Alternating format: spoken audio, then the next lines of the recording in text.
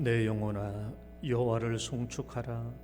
내 속에 있는 것들아 다 그의 거룩한 이름을 송축하라. 내 영혼아 여호와를 송축하며 그의 모든 은택을 잊지 말지어다. 여호와의 지으심을 받고 그가 다스리시는 모든 곳에 있는 너희여 여호와를 송축하라. 내 영혼아 여호와를 송축하라. 아멘. 사랑하는 아버지 하나님, 오늘도 우리에게 거룩한 주일을 주시고 우리가 함께 모여서 우리 하나님을 찬양하며 경배할 수 있는 이 예배 시간으로 축복해 주심을 감사드립니다. 성삼위 하나님 이곳에 충만하게 임재하시며 우리의 마음과 정성을 다하여 드리는 예배를 기쁘게 받으시며 오늘도 주의 얼굴을 뵙게 하시며 음성을 듣는 시간 되게 하여 주옵소서. 예수님 이름으로 기도드립니다. 아멘. 찬송가 4장입니다.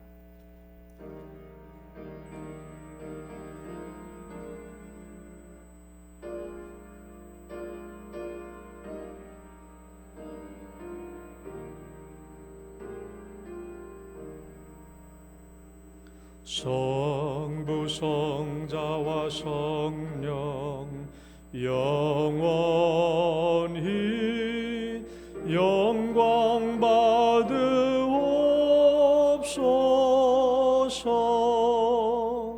대초로 지금까지 또 길이 영원 무궁 성삼위께 영광. 아멘. 신앙 고백 드리겠습니다. 전능하사 천지를 만드신 하나님 아버지를 내가 믿사오며 그 외아들 우리 주 예수 그리스도를 믿사오니 이는 성령으로 잉태하사 동정녀 마리아에게 나시고 본디오 빌라도에게 고난을 받으사 십자가에 못 박혀 죽으시고 장사한 지 사흘 만에 죽은 자 가운데서 다시 살아나시며 하늘에 오르사 전능하신 하나님 우편에 앉아 계시다가 저리로서 산자와 죽은 자를 심판하러 오시리라. 성령을 믿사오며 거룩한 공회와 성도가 서로 교통하는 것과 죄를 사하여 주시는 것과 몸이 다시 사는 것과 영원히 사는 것을 믿사옵나이다. 아멘. 교동문 28번입니다. 시편 63편의 말씀. 하나님이여 주는 나의 하나님이시라. 내가 간절히 주를 찾되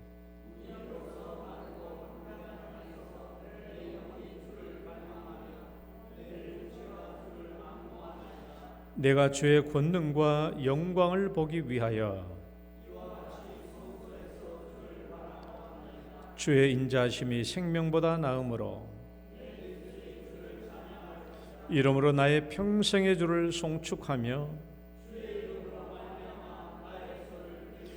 골수와 기름진 것을 먹음과 같이 나의 입이 기쁜 입술로 주를 찬송하되 내가 나의 침상에서 주를 기억하며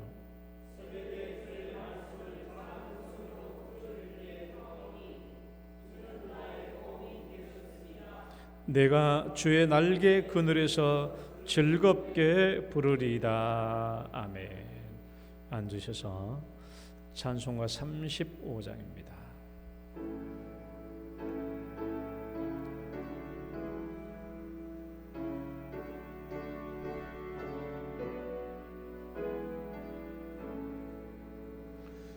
큰 영화로신 주 이곳에 오셔서 이 모인 자들로 주 백성 삼으사 그 중에 항상 계시고 그 중에 항상 계시고 큰 영광 나타내소서.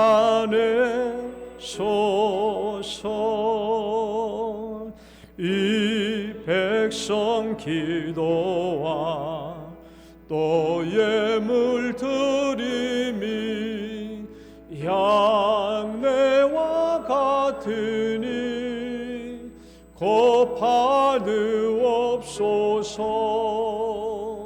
주 예수 크신 복음을 주 예수 크신 복음을 만 백성 듣게 하소서.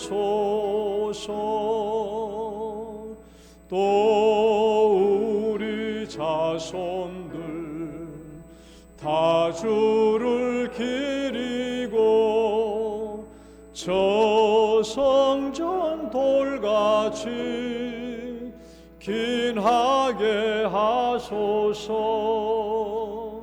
주 구원하신 능력을 주 구원하신 능력을 늘 끝날까지 주소서.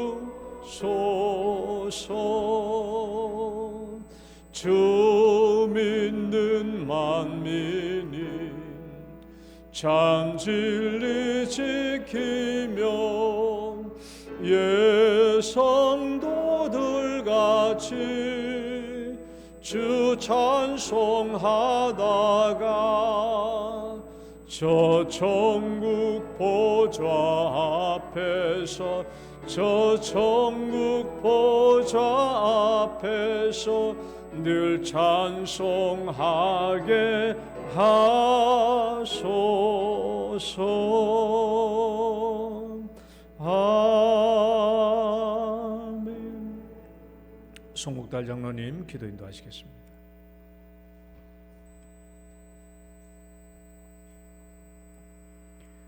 살아계신 하나님 아버지, 은혜와 사랑을 감사합니다. 하나님께서 우리들을 사랑하여 주셔서 지난 한 주간도 은혜 가운데 잘 보호하여 주셨고, 오늘 또한 거룩한 주일을 허락하여 주셔서 원근 각지에 흩어져 있던 사랑하는 주의 백성들을 이곳에 불러주신 것을 감사합니다. 하나님, 이 시간에도 이곳에 임재하셔서 영광과 찬양과 존귀를 홀로 받으시고 하나님께서 예비하신 은혜를 이곳에 부어주시기를 간절히 원합니다. 하나님 아버지, 우리가 먼저 주 앞에 예배드리기 전에 우리들 자신을 돌아봅니다. 하나님 말씀도 살아야 하고 또 세상의 빛과 성모로 살아야 하지만 그렇게 살지 못한 부분들이 참 많습니다. 하나님 아버지, 저희들의 허물과 연약함을 이 시간도 용서하여 주시고 오직 하나님 앞에 거룩함과 진실함으로 예배하는 복된 시간 될 수 있도록 인도하여 주시옵소서. 하나님 아버지, 먼저 이 나라와 이 민족을 기억하여 주시기를 간절히 원합니다. 하나님, 이 민족이, 이 나라가 하나님을 대적하지 않도록 도와주시고 아버지께서 이 땅에 많은 선교사를 통해서 믿음의 선지를 통해 세워진 이 나라가 아버지, 이 땅에 하나님의 백성들이 더 많아지게 하시고 또 하나님 나라가 더 편만하게 펴져갈 수 있도록 주님 도와주시기를 간절히 원합니다.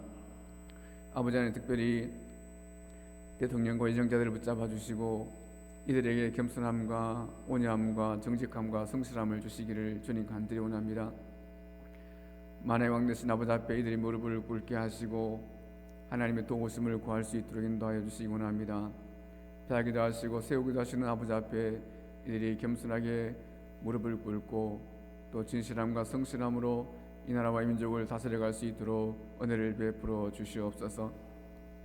하나님 아버지, 또한 정치인들과 또 많은 아버지 하나님 공직자들을 붙잡아 주시고 이들이 또한 성실과 정직함으로 이 백성을 섬겨갈 수 있도록 주님 도와주시옵소서. 아버지 하나님, 자신들의 유익과 또한 이익을 위해서 일하는 것이 아니고 진정 나라와 민족을 위해서, 국민을 위해서 일할 수 있는 귀한 일꾼들 되도록 주님 도와주시옵소서. 하나님 아버지, 또한 교회를 기억하여 주시기 원합니다. 이 땅에 소망이 되어야 되고 희망이 되어야 할 교회들이 아버지 하나님 보시기에 참으로 세상 속에서 손가락질 받는 그러한 교회가 되었음을 불쌍히 여주시기를 간절히 원합니다. 아버지, 진실한 교회들이 더 많아지게 하시고 또 세워지게 하여 주셔서 진정 이 땅에 소망이 되고 희망이 되고 기쁨이 되는 교회들이 될 수 있도록 인도하여 주시옵소서. 특별히 교회 세워진 지도자들을 붙잡아 주셔서 지도자들이 세상 속에서 빛으로 소금으로 드러나며 또한 그리스도의 향기가 될 수 있도록 인도하여 주시기를 간절히 원합니다. 그래서 아버지 하나님, 세상이 교회를 보고 또 성도들을 보고 소망을 가지고 꿈을 품을 수 있도록 주님 도와주시기를 원합니다. 아버지 하나님, 또한 우리 영도교회 또한 그러한 교회가 될 수 있도록 주님 도와주시옵소서. 진정한 예배가 날마다 드려지는 교회가 될 수 있도록 주님 도와주시고, 예배할 때마다 하나님의 성호가 찬양되어지게 하시며 또 하나님 앞에 하나님 주시는 기쁨과 즐거움을 누리는 복된 교회 될 수 있도록 인도하여 주시옵소서. 아버지 하나님, 이제 특별히 여러분 행사들이 또 다 주 안에서 잘 끝났습니다. 아버지 하나님, 행사를 통해서 말씀을 배운 우리 아이들의 믿음으로 잘 자라날 수 있도록 도와주시고, 우리 영동교회의 소망이고 또 이 땅의 소망이고 세계의 소망으로 자라날 수 있도록 하나님 도와주시기를 간절히 원합니다. 하나님 아버지, 또한 교회에 아버지 구석구석에 수고하는 많은 주의 종들을 기억하시고, 그들의 이름도 없이 빛도 없이 주를 섬기며 교회를 섬기며 성도를 섬기는 그들의 모습 속에서 하나님께서 은밀한 가운데 갚으시고 그들을 위로하시고 복을 내려주시기를 간절히 원합니다. 무엇보다도 우리 담임 목사님과 모든 교역자들에게 더 은총을 베풀어 주셔서 맡겨진 사명을 잘 감당할 수 있도록 주님 도와주시고, 맡은 모든 일들에 능력을 다하여 주셔서 하나님의 은혜가 날마다 드러낼 수 있도록 인도하여 주시옵소서. 하나님, 특별히 교사들을 붙잡아 주시고 교사들의 믿음 가운데 아버지 아이들을 잘 양육할 수 있도록 주님 도와주시옵소서. 특별히 성도들의 가정에 복을 주시고 성도들의 믿음의 가정이 될 수 있게 하시고 복음화 될 수 있게 하시고 하나님 주신 복을 날마다 누리며 또한 널리 손을 펴는 가정들 다 될 수 있도록 인도하여 주시옵소서.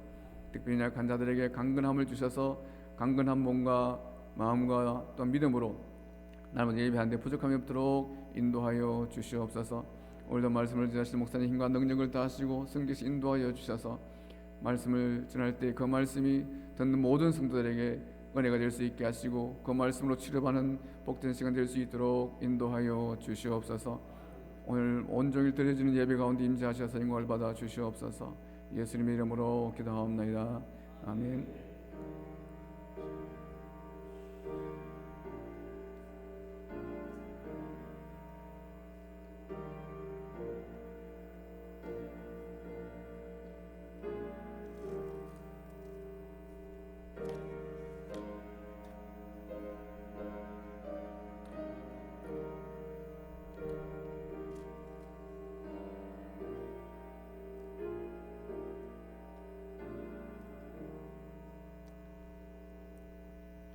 찬양 드리겠습니다. 흙으로 사람을 지으사 그 코에 생기를.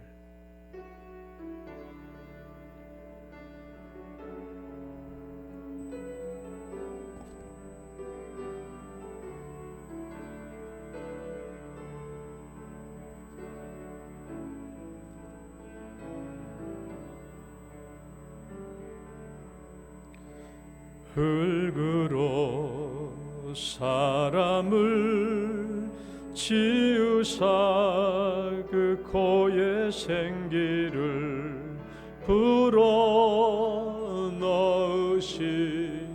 주 하나님, 우리 위해 아들을 세상에 보내신 사랑의 주 하나님을 사랑해. 나는 하나님 형상 따라 지음 받은 몸이니 이 몸을 주께 바치리. 항상 내 생활 중에 주를 부인하지 않으며 내 주를 섬기렵니다. 흙으로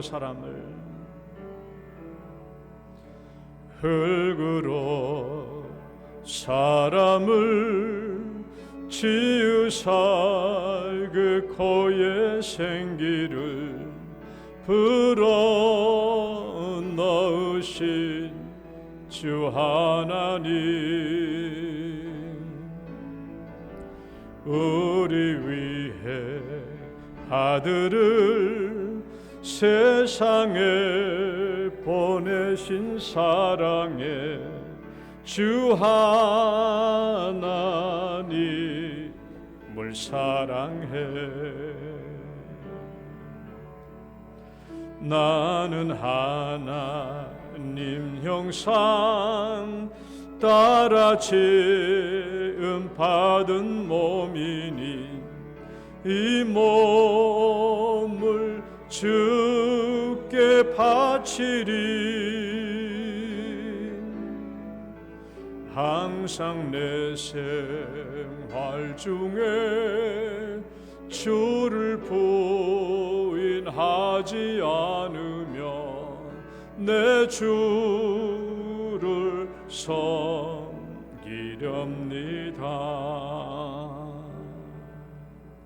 아멘. 오늘 주신 성경 말씀 함께 보겠습니다. 사무엘상 21장 10절로 15절 말씀. 사무엘상 21장 10절에서 15절까지 교독하겠습니다.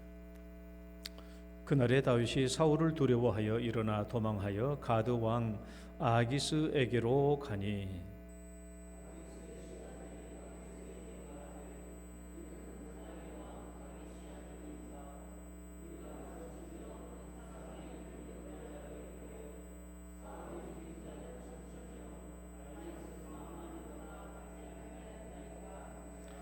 다윗이 이 말을 그의 마음에 두고 가드 왕 아기스를 심히 두려워하여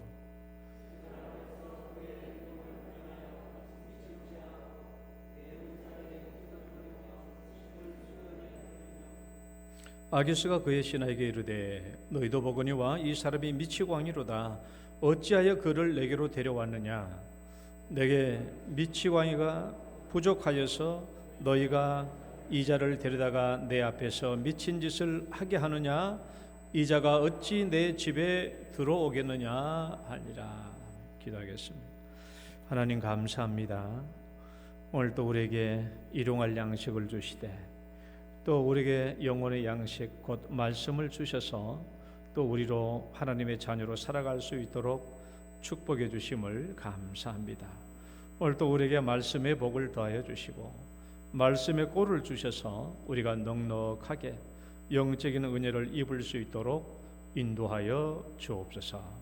예수님 이름으로 기도드립니다. 아멘. 할렐루야. 옆 사람 축복합니다.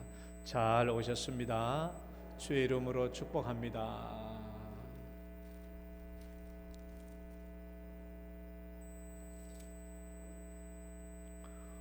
오늘 우리의 성경 말씀을 보면은 정말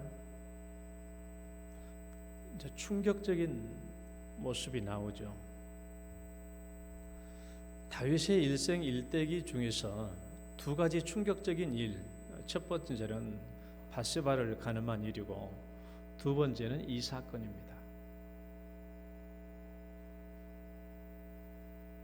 여러분들이 만약 한번 상상해 보세요.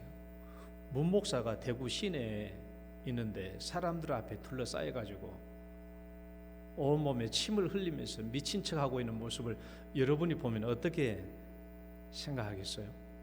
우리가 오늘 그 모습을 보고 있거든요. 다윗의 일생일대기에 가장 충격적인 모습입니다. 절대 보여서는 안 되고 보일 수도 없는 그런 모습이 나와 있죠. 다윗이 살아남기 위해서 고귀한 수염에 침을 흘리면서 미친 채 하고 있는 거예요. 살아남기 위해서. 이 모습을 봅니다.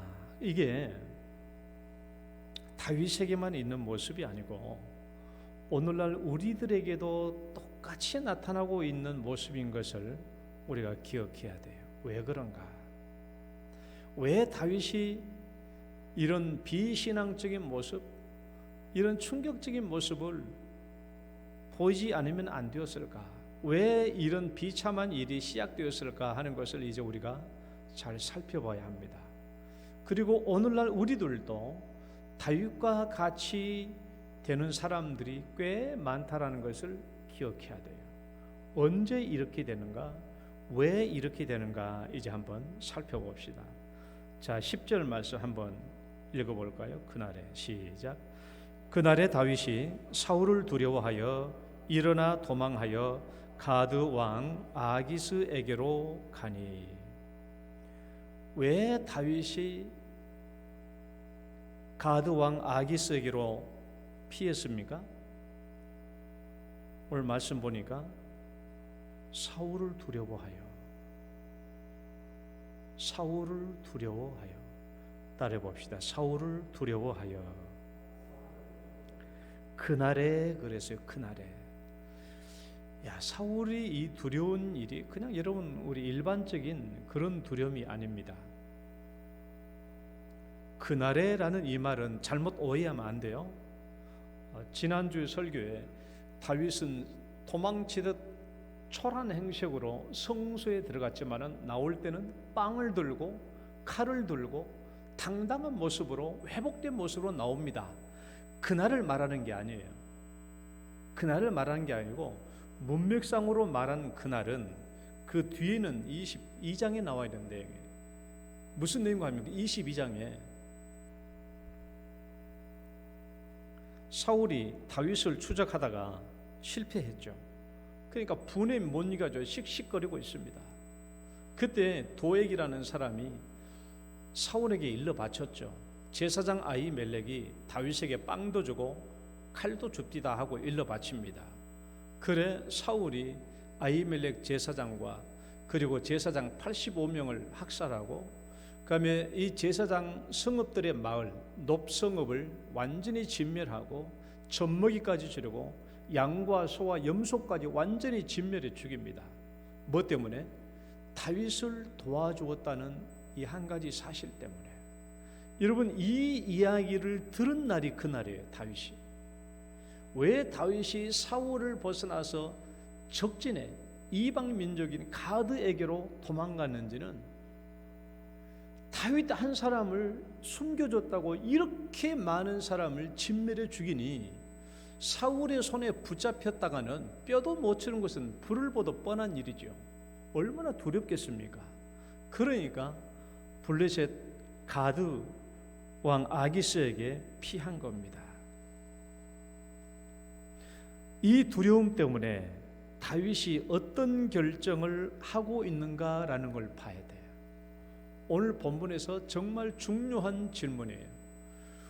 우리는 두려움 때문에 어떤 결정을 할 수가 있는가?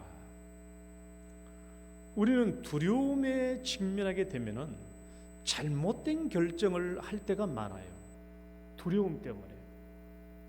이 두려움을 벗어나려고, 이 두려움을 피하려고 잘못된 결정을 할 때가 있어요. 오늘 다윗은 잘못된 결정을 한 겁니다. 이방 나라 블레셋 국가의 가드에게 그 왕 아기스에게로 피한 것이죠.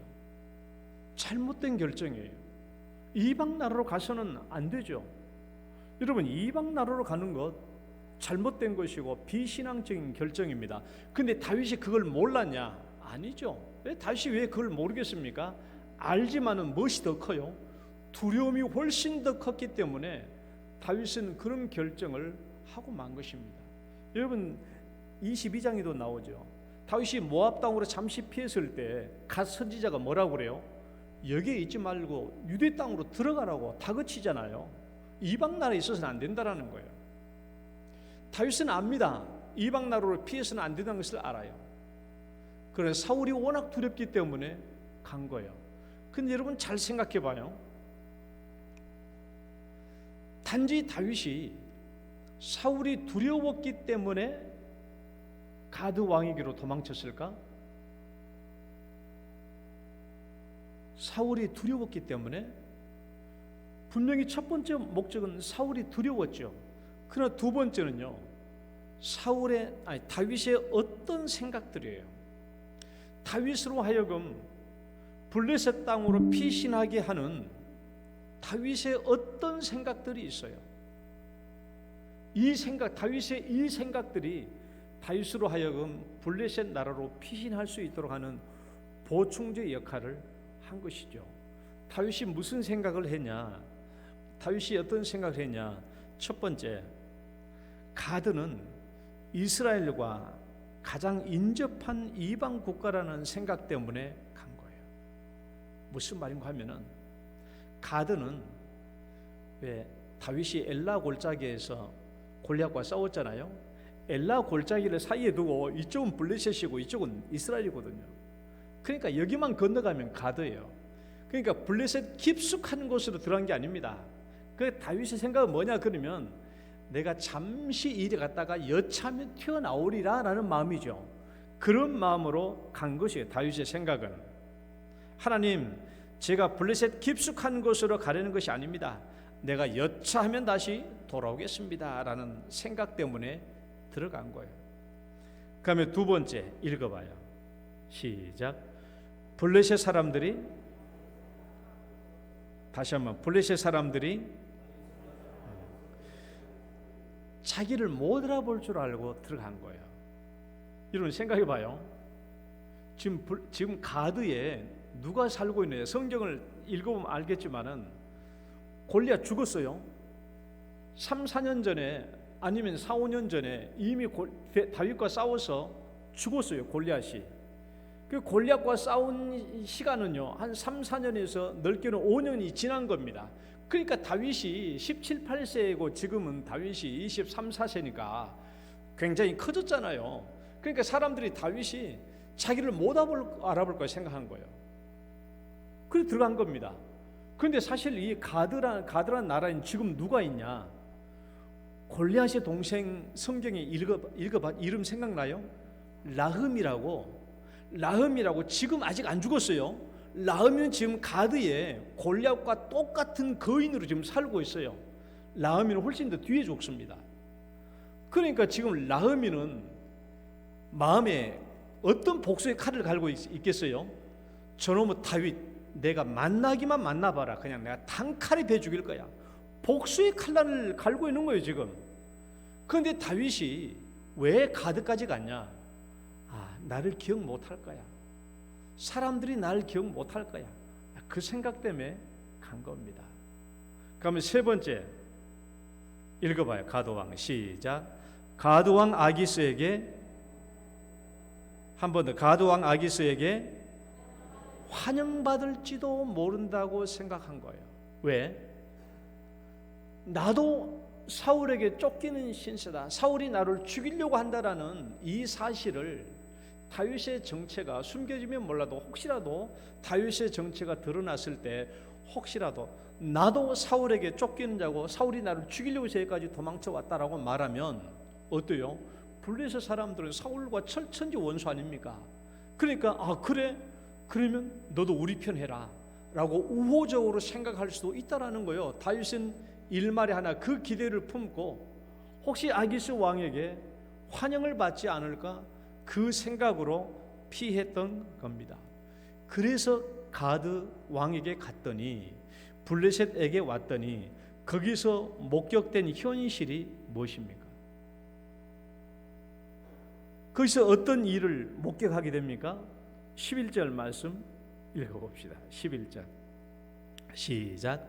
아기스의 신하들이 아기스에게 말하되, 이는 그 땅의 왕 다윗이 아니니까 무리가 춤추며 이 사람의 일을 노래하여 이르되, 사울이 죽인 자는 천천히요 다윗은 만만이라도 하지 아니하였나이까? 자, 이 말씀을 보면은 지금까지 다윗이 생각했던 것은 완전히 산산조각 나고 만든 것을 알 수 있죠. 다윗의 생각은 철저하게 빗나간 거예요.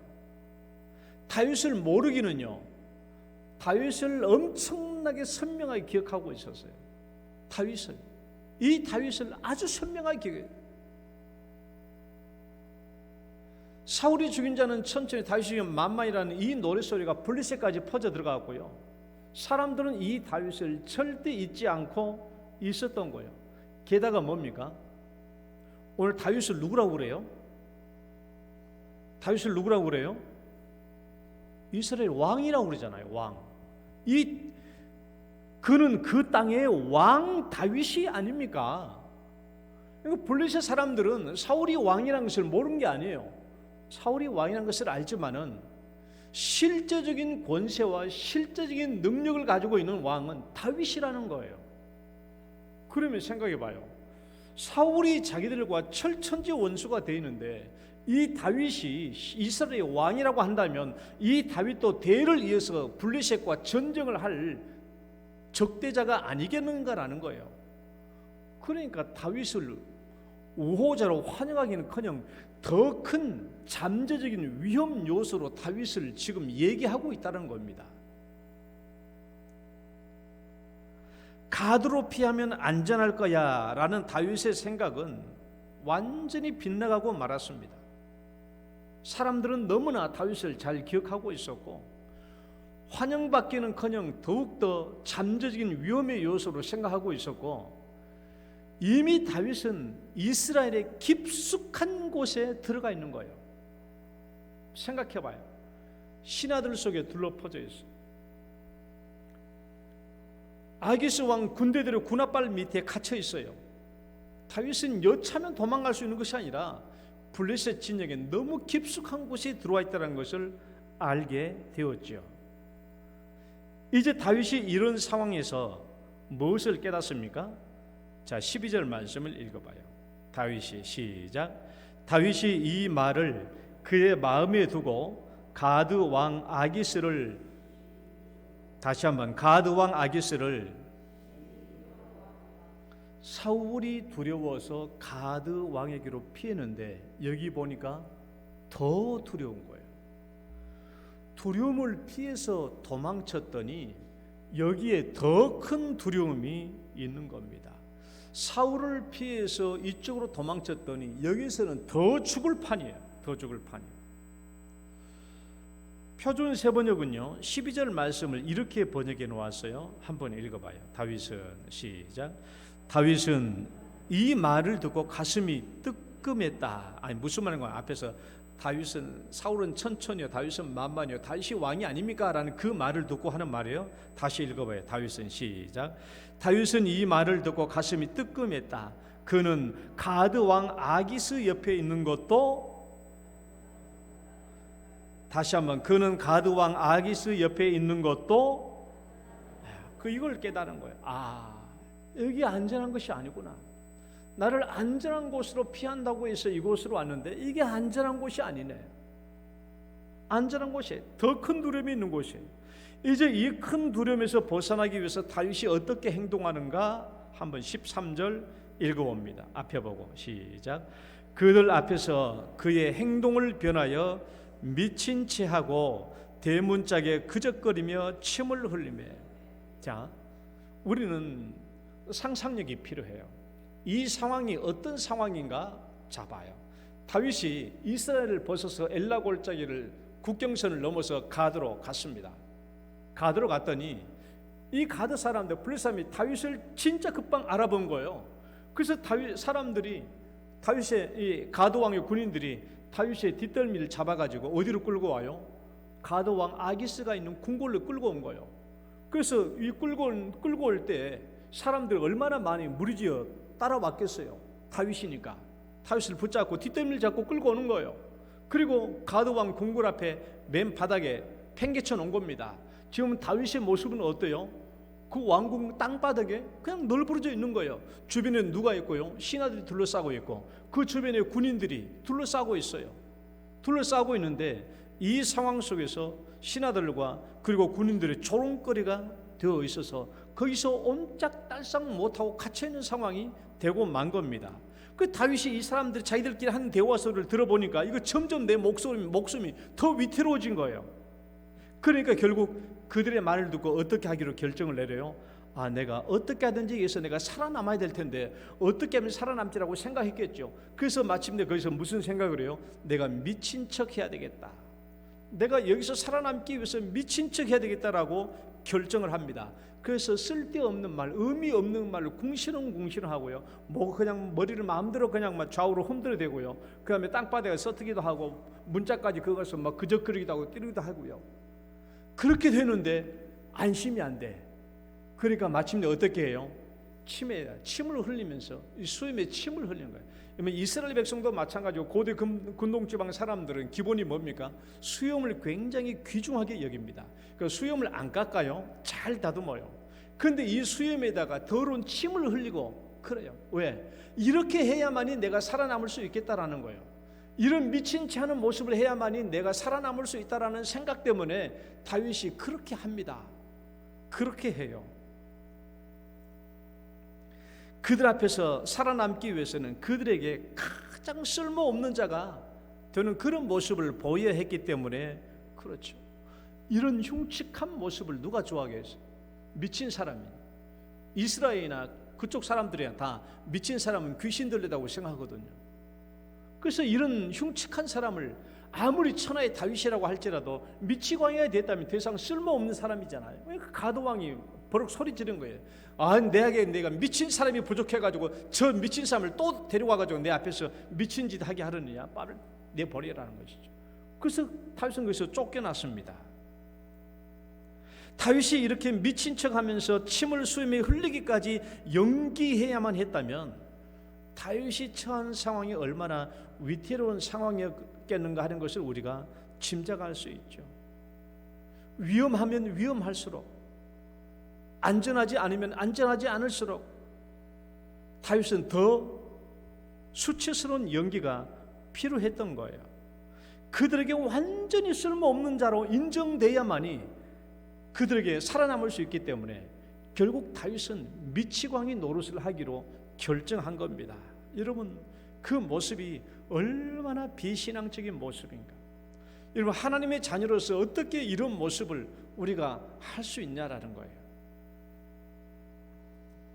이제 설교의 본론입니다. 지금부터 이 얘기하려고 지금 하는 겁니다. 앞에는 우리가 다 아는 얘기고요. 이제부터 우리 삶과 직접적으로 연관되는 이야기입니다. 도대체 왜 다윗이 이 모양이 되었냐라는 거예요. 도대체 다윗이 어디에 있기 때문에 이런 일이 발생되는 것이며, 도대체 다윗이 어느 곳에 있었기 때문에 이렇게 미친 척하는 열렬한 연기를 하지 않으면 안 되었던가 하는 거예요. 도대체 어디에 있으니까? 지금 다윗이 어디에 있는 거예요? 도대체 다윗이 지금 있는 곳이 어디냐라는 거예요. 지금 이방 땅이에요. 하나님의 손길이 닿지 않는 곳이에요. 하나님의 통치가 없는 곳이에요. 흑암의 세계입니다. 바로 거기에 가 있는 거예요. 여러분, 다윗이 엘라 골짜기에서요 골리앗과 전쟁에서 싸울 때 생각해봐요. 다윗이 얼마나 큰 소리를 지르며 나갔습니까? 여호와의 이름을 부르면서 그냥 돌면서 달려가지 않았습니까? 얼마나 하나님을 부르며 나갔냐고. 그런데 지금 이 자리에서는요 하나님 하자도 못 부르고 있어요. 하나님의 이름을 불렀다가는 더 위험해질 상황인데, 하나님을 높이고 하나님을 찬양하면 더 위험해질 상황인데, 지금 가드왕 군인들의 군합반 아래 짓밟혀 있는 겁니다. 조금도 안전한 곳이 아니에요. 다윗은 지금 그곳에 있는 거예요. 그곳에 있기 때문에 지금 이런 비신앙적인 행위를 강요받고 있는 것입니다. 엘라 골짜기에서 골리앗을 쳐 죽일 때는 하나님의 이름을 부르면 부를수록, 하나님의 이름을 높이면 높일수록 하나님의 영광과 찬양이, 다윗에게 능력이 쏟아지는 곳인데, 지금 이곳은 하나님의 이름을 부르면 더 위험해지는 거예요. 모든 다윗의 신앙이 일체가 무용지물이 되고 마는 그런 곳이 되고 만 것입니다. 다윗은 지금 그곳에 와 있는 거예요. 그곳에 미친 체하고 비신앙적인 행위가 강요되고 있는 그곳에 다윗이 가 있는데, 이것이 오늘 우리에게 주는 중요한 교훈입니다. 우리는 오늘날 어디에 있어야 될 것인가? 오늘날 우리가 어디에 있어야 할 것인가? 우리가 활동하는 무대는 어떤 곳이 되어야 되는가 하는 거예요. 여러분, 오늘 다윗이 들어가는 이 자리는 절대로 그리스도인들이 들어가서는 안 되는 자리입니다. 왜? 하나님의 이름을 부르면 부를수록 더 위험해지는 곳이거든요. 하나님을 찬양하면 내 목숨이 더 위험해지는 곳이에요. 하나님의 통치가 전혀 없는 곳이 흑암의 세계예요. 자기 신앙생활을, 자기 신앙을 드러내면 더 위험해지는 것이에요. 그러니까 안전하기 위해서는 더 입을 다물고 있어야 돼요. 오히려 더 반대죠.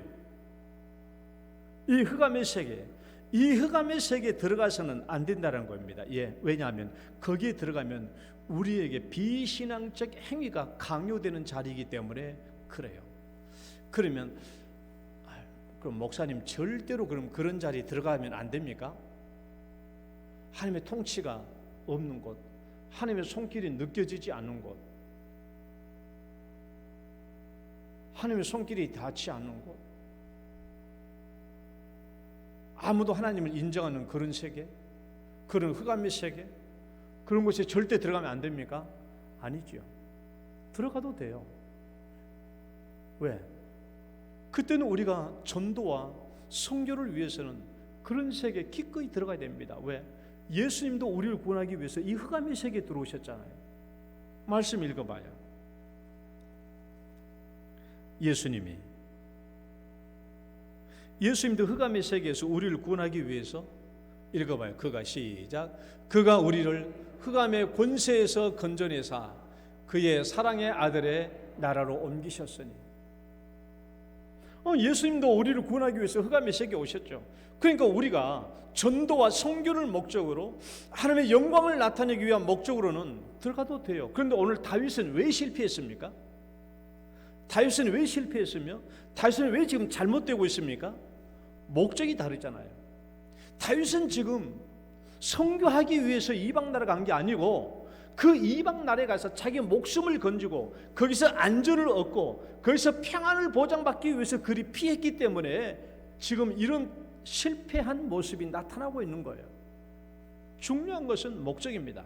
여러분, 우리가 이방 세계에 평안을 얻기 위해서 하나님이 없는 그 세계, 불신자들만 모이는 그 세계, 여기에 내가 평안을 얻고자 목숨을 구하고자 여기서 둥지를 털고자 들어가면 다윗처럼 실패한다라는 거예요.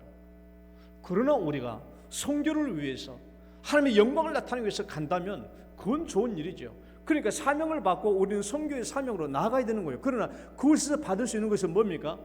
핍박과 억압과 마침내 순교를 당하는 것이죠. 그걸 각오하고 가는 게 아니겠어요? 그러나 다윗처럼 오늘 우리에게 주는 교훈이 그겁니다. 하나님이 없는 세계, 하나님의 손길이 미치지 않는 세계, 하나님을 인정하지 않는 세계, 불신의 세계에 내가 거기서 평안을 누리겠다고, 거기서 목숨을 내가 안전을 보장받겠나라고 그 세계에 들어가면은 오늘 다윗처럼 실패한다는 것입니다. 왜? 비신앙적인 행위를 강요받을 수밖에 없기 때문에 그래요. 이제 한번 우리 성경을 더듬어 봐요. 여러분, 아브라함이 하나님께 부르심을 받았죠. 부르심을 받았잖아요. 가나안 땅으로 왔어요. 가나안 땅으로 왔는데요, 기근이 들었어요. 그 당시에 기근이 들으면 뭡니까? 생명의 위협이잖아요. 이 기근에서 벗어나기 위해서 어디로 갔습니까? 아브라함이 애굽으로 갔어요. 자, 애굽으로 갔어요. 애굽으로 가면 안 되죠. 안 되잖아요. 왜냐하면 그 아들 이삭도 나중에 또 기근이 왔을 때 애굽으로 내려가려고 하니까 하나님이 나타나서 뭐라고 그랬어요? 애굽으로 가지 마라. 유대 땅, 이 땅엔 머물러라고 말하지 않습니까? 아브라함은 애굽으로 가면 안 된다는 것을 모른 거 아니에요. 신학적 양심에 걸리는 일이에요. 그럼에도 불구하고 갔습니다. 목숨을 구하기 위해서 애굽 땅으로 갔더니 그래서 어떤 일이 벌어졌어요? 하나님을 인정하지 않는 세계, 하나님의 손길이 닿지 않은 그런 세계에 갔더니 당연히 비신앙적인 행위가 강요되는 것이죠. 거기서 아브라함이 자기 목숨을 살리기 위해서도 어떻게 합니까? 아니, 가나안 땅에서 목숨을 얻기 위해서, 피하기 위해서 애굽 땅으로 갔더니 애굽 땅에 가니까 막상 가보니까 또 어떤 위험이 도사리고 있어요? 사라가 너무 이쁘니까 아브라함이 걱정되는 거예요. 사람이 예쁘니까 사람들이 사라를 탈취해가고 자기를 죽일까 봐 가지고. 우리 부부라고 하지 말고 뭐라고 하자? 온누이 관계라고 하자라고 그렇게 약속하잖아요. 여러분, 이게 말이 될 말입니까 아닙니까? 하나님을 믿는 자녀들이 이런 일이 있을 수 있어요 없어요? 여러분, 그렇게 하시겠어요?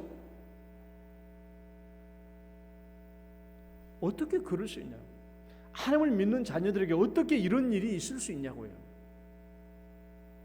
그러니까 하나님이 인정하지 않는 세계에 들어가면 비신앙적인 행위들이 강요되는 곳이에요.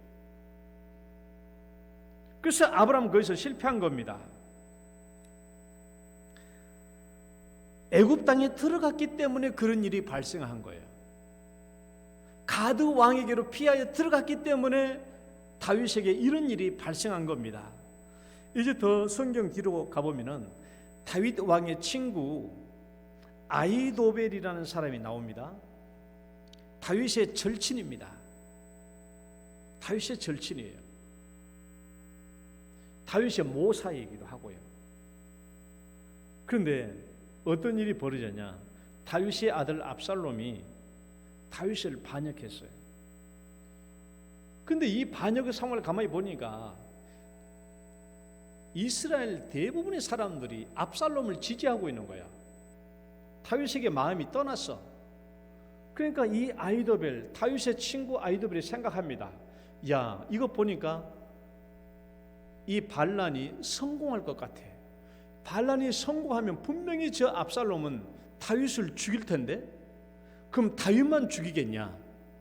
다윗의 친구의 모사인 자기도 목이 달한 것이 분명하거든요. 그러니까 목숨의 위협을 느낀 거예요. 그러니까 아히도벨이 어떻게 해요? 반란군의 진영에 넘어가요. 압살롬의 진영으로 넘어갑니다. 뭐 때문에? 목숨의 위협 때문에, 이 두려움 때문에 잘못된 결정을 하는 거예요. 그래서 반란군 진영으로 넘어갑니다. 그래서 이 반란군 진영으로 넘어갔더니 그 다음부터 어떤 일이 강요가 됩니까? 읽어봐요. 압살롬이 시작. 압살롬이 아히도벨에게 이르되 너는 어떻게 행할 계략을 우리에게 가르치라. 이제 그에게 강요된 게 뭡니까? 비신앙적 행위들이 강요되기 시작한 거예요. 어떤 일? 계략을 만들어간 거예요. 계략. 그러니까 계략을, 어떤 계략을 만드니까 두 가지를 만들어요. 첫 번째는 압살롬으로 하여금 다윗이 후궁 10명을 놔두고 도망쳤는데 이 후궁 10명을 백성들 앞에서 강간하십시오. 그걸 계략을 내렸고, 두 번째, 오늘 밤이라도 군사 1만 2천 명을 주십시오. 내가 끌고 가가지고 다윗을 쳐 죽이겠습니다. 이런 계략을 내놔요. 이것이 어떻게 가능한 일입니까? 이거 어떻게 하나님의 자녀가 어떻게 이런 계략을 낼 수 있어요? 그러나 이미 그가 반란군 진영이 들어왔기 때문에 그가 살아남기 위해서는 그렇게 하지 않으면 안 된다라는 거예요. 어떻게 절친인 다윗을 죽이려고 지가 나갈 수 있겠냐고요. 어떻게 이런 일들이 일어날 수 있어요? 그러나 반란군의 진영에 들어갔기 때문에 그에게 이런 일들이, 비신앙적 행위와 이런 일들이 요구되는 겁니다. 요구되는 거예요. 그렇다면 여러분, 우리는 어떻게 해야 이런 두려움의 문제를 극복할 수 있을까? 극복할 수 있을까? 두려움을 극복하려면 읽어봅시다. 6번째, 두려움을 극복하려면, 제가 앞에 여러분 뒤에, 자, 두려움을 극복하려면, 한 번 더, 두려움을 극복하려면, 다시 한번, 두려움을 극복하려면, 여러분, 두려움은요 피하는 게 아니에요. 두려움은요 피하는 게 아니에요. 두려움은요 도망치는 게 아니에요. 왜? 두려움이 없어지는 게 아니거든요. 내가 설사 이쪽에서 두려움을 피했다고 할지라도 저리 도망가면 저기 더 큰 두려움이 있어요. 더 큰 두려움이 도사리고 있습니다. 두려움은요 언제 없어지느냐? 하나님께로 가면 두려움은 없어져요. 두려움은 눈 녹듯이 없어져요. 어디로 가면? 하나님께로 가면. 하나님께로 가면 두려움이 없어지는 겁니다. 다윗이 오늘 이 가드 왕 아기스에게 피했다가 낭패한 이 경험을 토대로 쓴 시편이 34편이 있어요. 시편 34편. 그 중에 한 구절이 이런 구절이 나옵니다. 내가 읽어봐요. 시작. 내가 여호와께 간구하매 내게 응답하시고 내 모든 두려움에서 나를 건지셨다. 하나님께로 피했을 때 이 모든 두려움이 나를 건져주신다라는 것을 다윗은 깨닫게 되는 것이죠. 여러분, 두려움이 있을 때 하나님께 의지하고 하나님께 나가면 두려움은 저절로 없어져요. 저절로 없어지는 것입니다. 그러니까 두려움을 피하는 최고의 방법은요, 하나님을 의지하는 거예요. 하나님께로 가는 거예요. 하나님께 의지하는 것입니다. 그러니까 여러분, 성경에는 하나님은 우리의 피난처라는 말이 한 번 나왔어요, 두 번 나왔어요, 셀 수도 없이 많이 나왔어요. 셀 수도 없이 많이 나왔어요. 두 구절만 읽어봐요. 하나님은 우리의, 시작, 하나님은 우리의 피난처시요 힘이시니 환난 중에 만날 큰 도움이시라. 또 백성들아 시시로 그를 의지하고 그의 앞에 마음을 토하라. 하나님은 우리의 피난처시로다. 우리는, 제가 오늘 얘기한 것 중요한 것이 뭐냐 그러면, 우리가 불신앙의 세계로, 불신의 세계로 들어가면은 우리가 원하지 않은 비신앙적 행위를 강요받게 된다라는 거예요. 어디나 마찬가지예요. 근데 그것이 뭐 때문에요?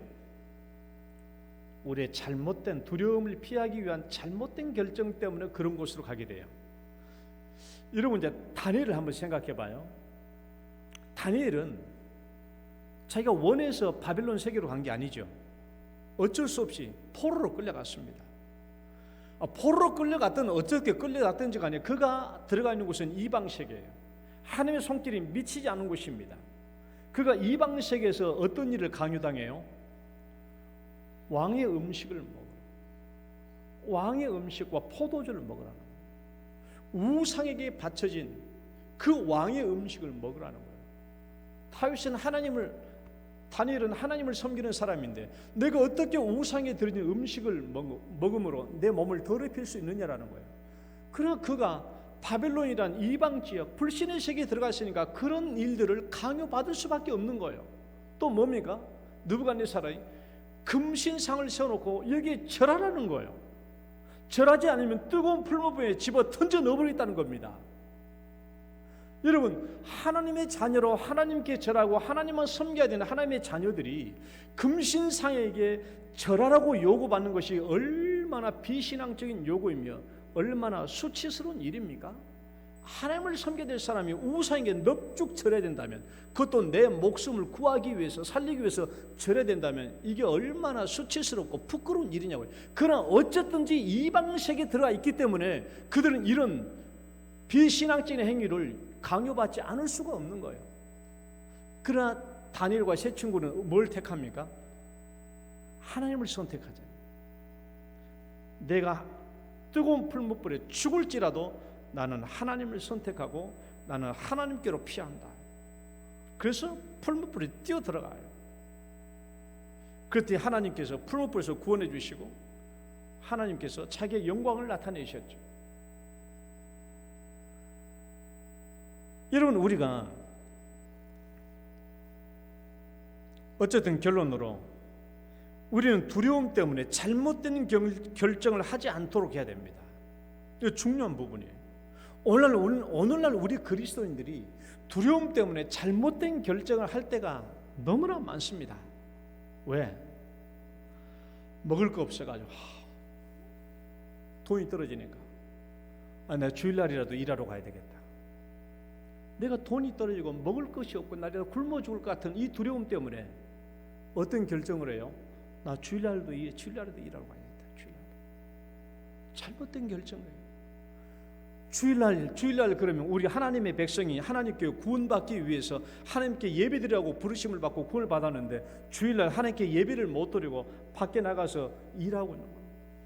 세상에 종이 돼가지고 일하고 있는 거예요. 남의 얘기가 아니에요. 여러분, 대학교 4학년 졸업할 때가 되면요, 야, 나 대학교 4학년 졸업했는데 직장도 못 잡으면 어쩌지? 두려움이 와요, 안 와요? 두려움이 와요. 나도 두려웠어요. 나도 대학교 4학년 때 여기서 기숙사에서 방 빼서 날아갔을 때 몹시 두려웠어요. 나 이거 굶어 죽는 거 아닌가? 이 두려움 때문에 어떻게 돼요? 대충 직장 잡다가 주일 지키지도 못하는 그냥 그런 직장에 아무거나 그냥 잡아 들어가 버린 거예요. 우리는 두려움 때문에 잘못된 결정을 해요. 서른이 빨리 결혼해야 돼요. 야, 나 이렇게 늦게까지 있다가 나 결혼 못한 거 아닌가? 나는 이 두려움 때문에 그냥 대충 덜컥덜컥 사람 잡다가 불신자랑 결혼해버리면, 거기서 불신자와 결혼하면 얼마나 많은 비신앙적인 행위가 강요됩니까? 제사 문제부터 시작해가지고 모든 문제 강요를 받아요. 불신앙의 세계에 들어가면 그렇게 돼요.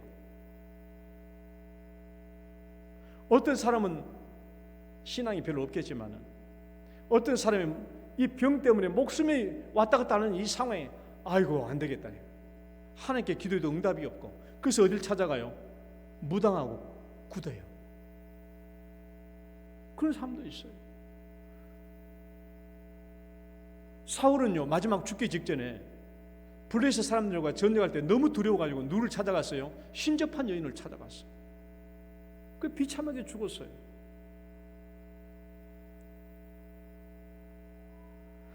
이처럼 우리는 두려움에 빠지면 잘못된 결정을 하게 됩니다. 잘못된 결정을 하게 되면 거기에서 온갖 비신앙적인 행위들이 요구를 받게 돼요. 여러분, 지금 어떤 두려운 일이 있습니까?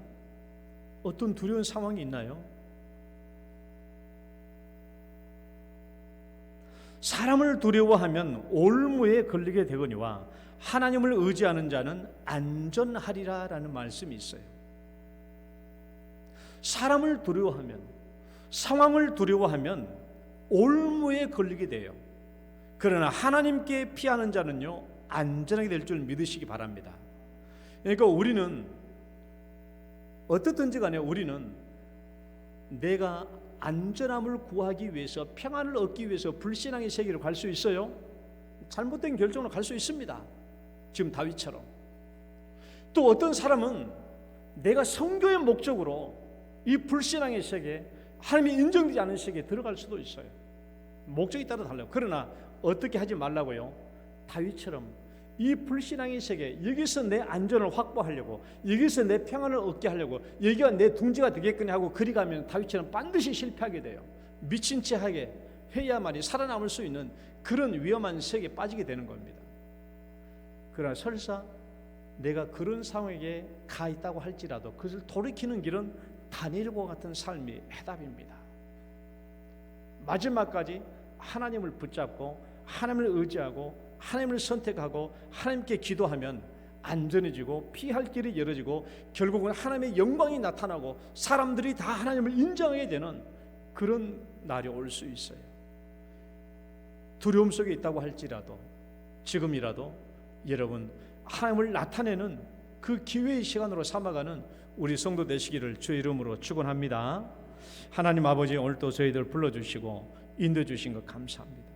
우리가 자체 두려움 때문에 잘못된 결정을 내리지 않도록 도와주시고, 어떤 두려움의 세계에서도 하나님만 의지하고 하나님께 기도함으로 하나님 능히 두려움을 극복해 나갈 수 있도록 인도하여 주옵소서. 예수님 이름으로 기도드립니다. 아멘. 찬송가 405장입니다. 우리 힘차게 박수치면서 찬양합니다. 주의 친절한 발에 안기세 우리 마음이 평안하리니 항상 기쁘고 복이 되겠네. 영원하신 발에 안기세 주의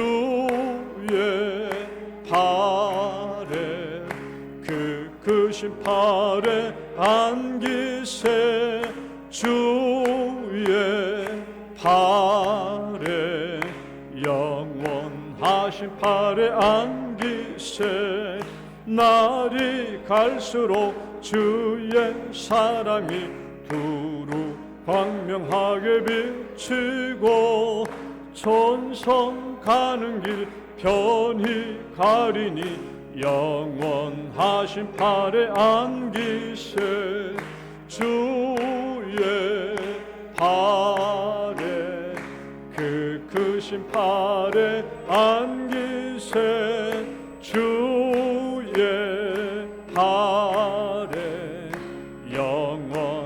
하신 팔에 안기세 주의 보좌로 나아갈 때에 기뻐 찬미 소리 외치고 겁과 두려움 없어지리니 영원하신 팔에 안기세 주의 팔에 그 크신 팔에 안기세 주의 팔에 영원하신 팔에 안기세.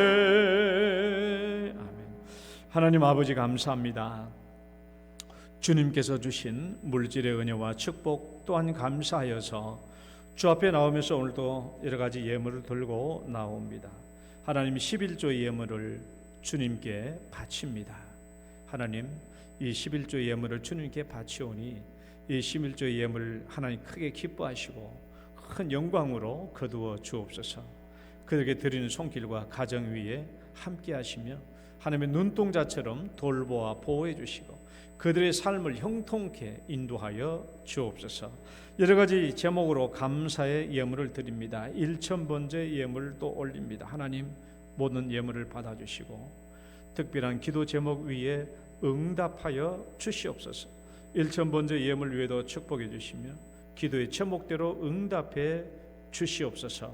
또 선교 구제 건축원금 주 앞에 올립니다. 이 모든 예물 위에도 제목 주의 영광 나타나게 하여 주옵소서.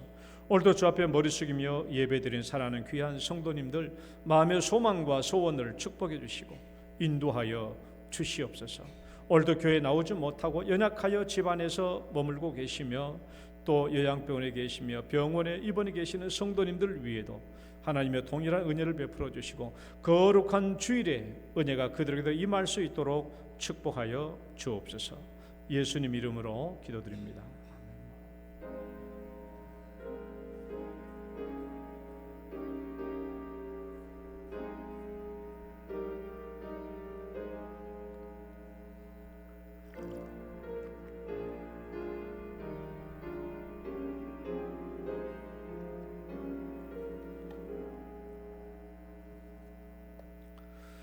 교회 소식 보겠습니다. 다음 주일에는 대청부 헌신 예배가 있는데요. 오후 3시가 아니라 1시 30분에 대청부와 함께 연합 예배로 드립니다. 그러니까 다음 주일 오후 예배는 1시 30분에 본당에서 헌신 예배, 대청부 헌신 예배로 드리겠습니다. 피택자 금요 간증 및 기도회 9월 8일부터 매주 금요 기도회 시간에 피택 대신 우리 장로 집사 권사님 순으로 삶에 대한 간증과 그리고 이제 직분을 감당하기 위한 사명자의 다짐을 함께 말씀드리는 시간으로 지내도록 하겠습니다. 제9기 영동 장학회 장학생 모집이 있습니다. 목회 스페셜을 보시고 우리 초등부, 중등부, 고등부, 대학부 이렇게 모집합니다. 그래서 서류를 제출하셔서 받을 수 있기를 바라고요. 그다음에 전도의 원래회 다음 주에 있습니다. 엘림 카페 무료로 운영되고 있습니다. 8월 26일까지 진행됩니다. 마지막 7번째 동대구 노회 남전도 연합회 순회 선교 헌신 예배가 우리 영동교회에서 진행됩니다. 그래서 동대구 노회 남전도 연합회에서 남아프리카 공화국 조이풀 크리스천 센터를 건립하는데 순회 헌신 예배로 영동교회에서 드리니까 이 영동교회에서 드리는 의미는 뭐냐 그러면 헌금 좀 해 주십시오라는 의미입니다. 그날에는 이제 동대구 노회 남전도 연합회 회장님이 사회 보시고 다른 목사님이 오셔서 설교하게 될 것입니다. 그래서 우리는 좀 헌금으로 동참해 주십사라는 그런 의미고요. 아니면 왜 큰 교회 놔두고 왜 영동교회에서 하십니까? 하는 이유는 제가 노회에서 전도부 부장을 맡고 있는 바람에 저 때문에 우리 교회에서 하는 것이니까 저를 용서해 주시기 바라고 자, 우리 축복송 찬양 들으시고 축도로 예배 마치겠습니다. 당신은 소중한 사람.